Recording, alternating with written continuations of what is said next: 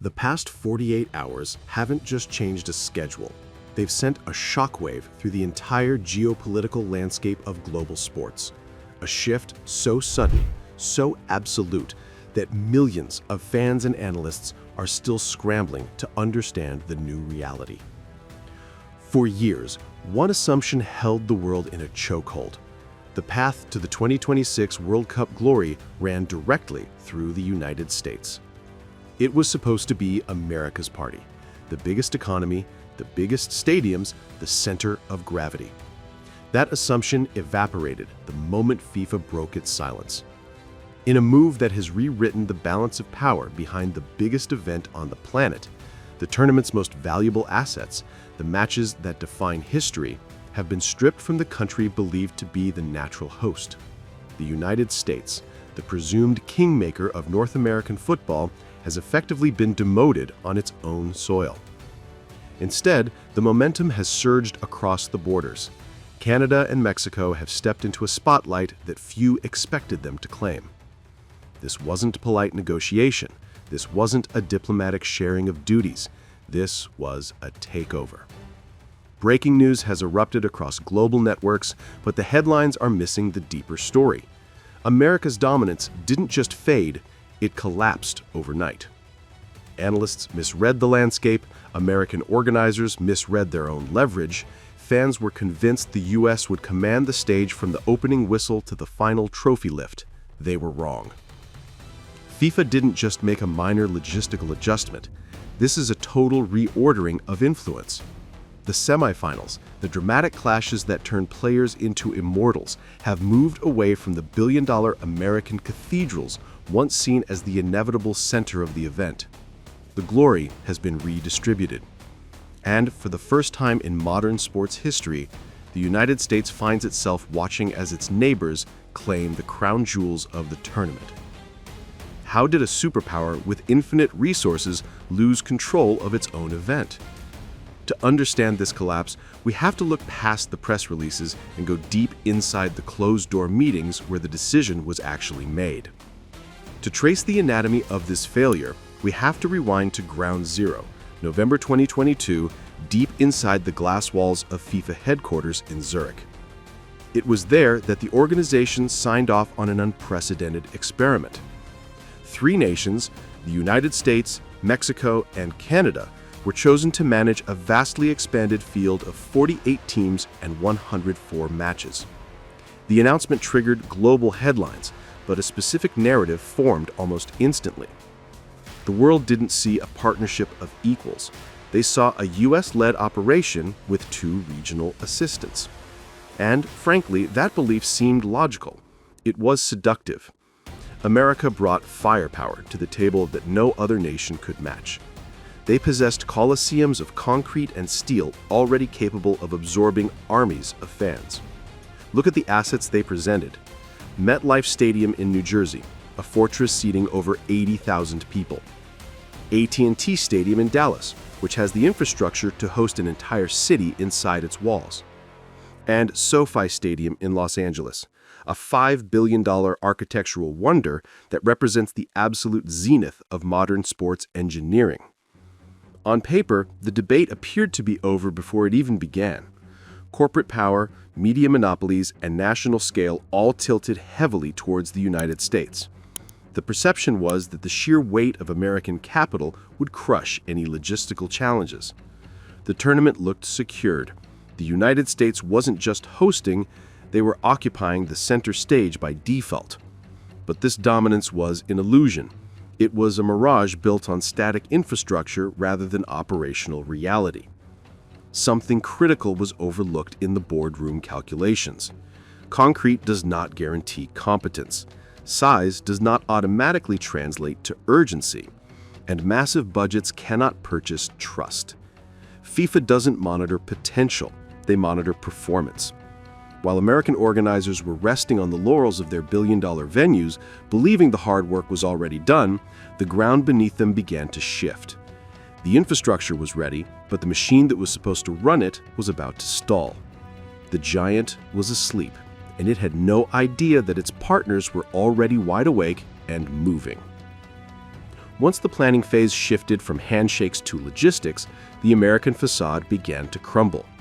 By March 2024, signs of strain weren't just appearing, they were circulating as classified concerns behind the closed-door meetings of FIFA headquarters.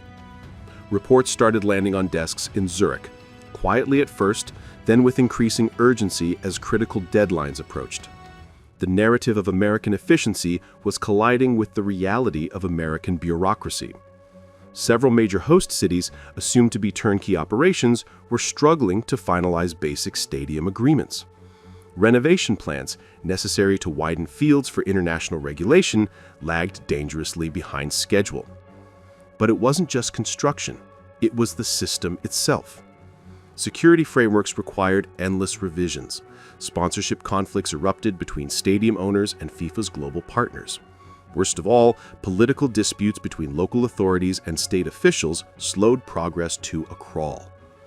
A system that was supposed to operate with the precision of a machine found itself weighed down by its own complexity.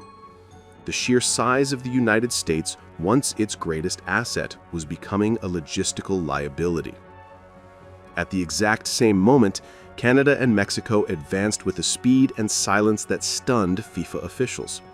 Their preparation didn't just meet the standard, it aggressively set a new one. While American cities were debating funding, Toronto moved through its upgrades with military discipline. The pitch at BMO Field reached international quality well ahead of its inspection window. Vancouver completed extensive renovation work at BC Place, earning high praise from FIFA inspectors who noted the seamless integration of security and fan experience. South of the border, the story was even more compelling. Mexico City wasn't just relying on history, they were overhauling the legendary Estadio Azteca, a venue that holds the ghosts of Pelé and Maradona, turning it into a modern fortress. Guadalajara and Monterrey followed the same lethal pattern. Construction timelines were met, budgets remained balanced, every single evaluation came back green. Between March 2024 and January 2025, two parallel realities unfolded. American organizers offered assurances, promising that everything would eventually fall into place, banking on their reputation to buy time. Canadian and Mexican officials, conversely, delivered results that required no explanation. FIFA executives studied these differences carefully. The glamour of the SoFi Stadium or the capacity of Dallas began to matter less than the reliability of the partners involved. A simple, dangerous question took root among the organization's decision-makers, a question that would ultimately doom the American bid for absolute dominance.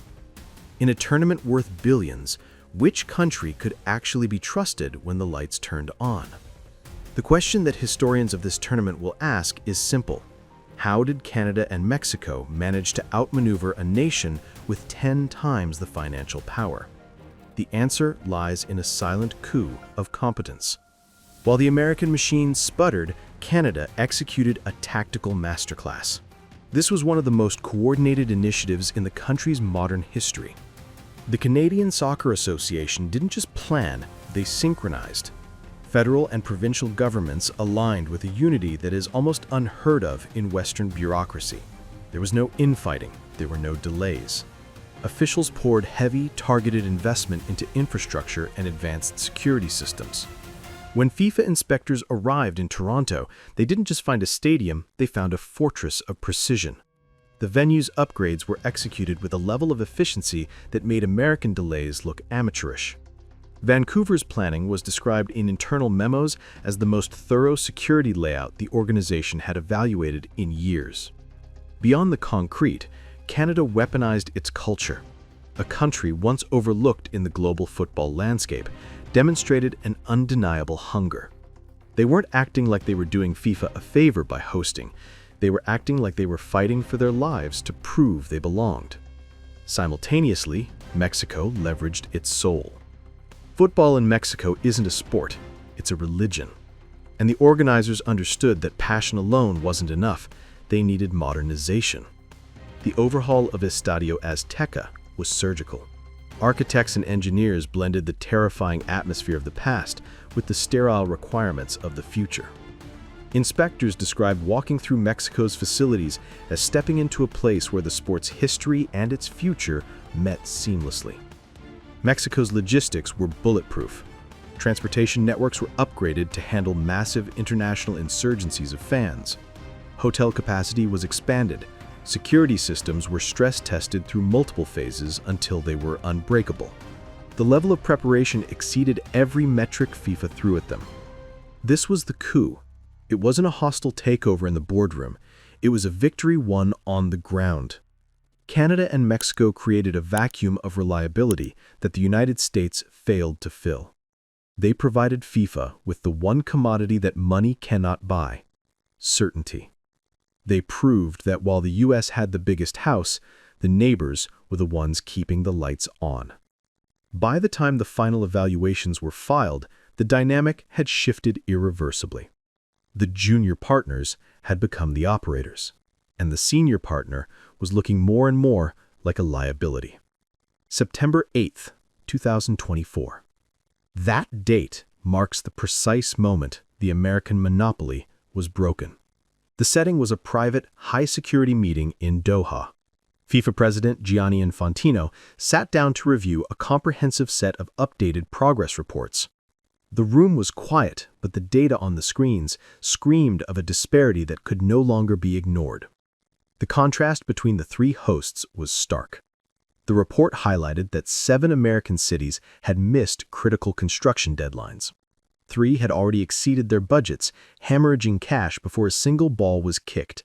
2 were entangled in new political disputes that threatened to stall infrastructure approvals indefinitely. The American bid was bleeding credibility. In the other column, the numbers were pristine. Canadian cities were ahead of every single milestone.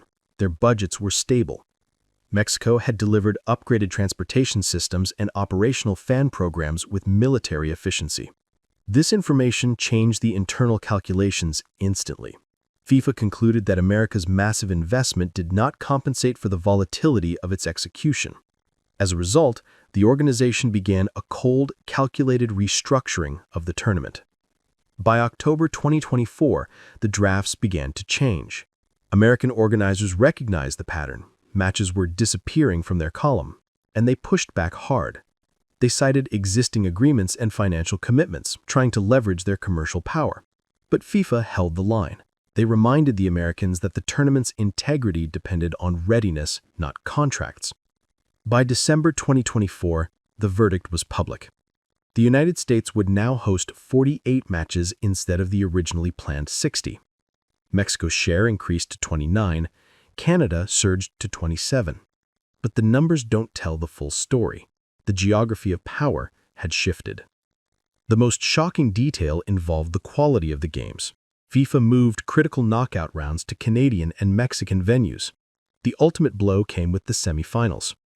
One of the matches expected to anchor a major American market was stripped away and awarded to Toronto. Billions of viewers will now watch one of the most pivotal matches in sports history on Canadian soil. Another potential semifinal location is under review for Mexico. The message from Zurich was brutal in its simplicity. The United States had failed the test of reliability, and the rewards were handed to those who passed. This shift mirrors a larger reality extending far beyond the pitch.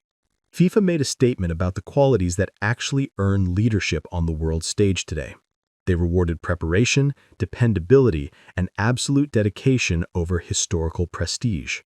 The legacy of the 2016 World Cup will not be defined by American dominance, but by the moment the neighbors stepped out of the shadow.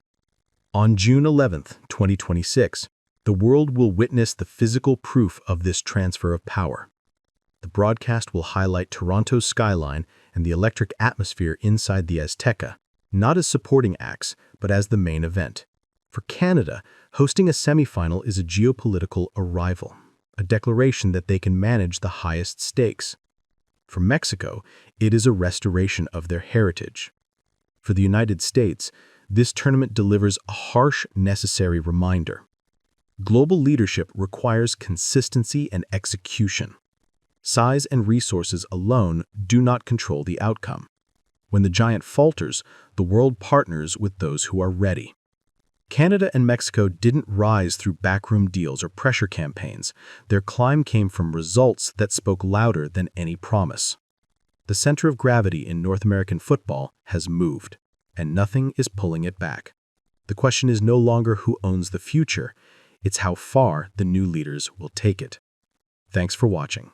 If deep dive analyses like this keep you locked in, make sure to like, subscribe, and turn on notifications so you stay ahead of the next global shift.